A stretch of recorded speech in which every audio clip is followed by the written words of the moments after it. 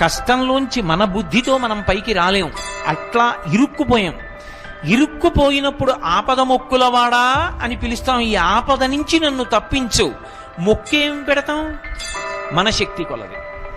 ఒక్కొక్కడంటాడు నేను నా తలనీలాలు ఇస్తానంటాడు, ఒకడంటాడు కొండకి నడిచొస్తానంటాడు, ఒకడంటాడు స్వామి మీ హుండీలో 5 రూపాయలు వేస్తానంటాడు. ఇప్పుడు వీటిని మొక్కులు అంటారు. మొక్కు అన్న మాట మీరు జాగ్రత్తగా గమనించాలి.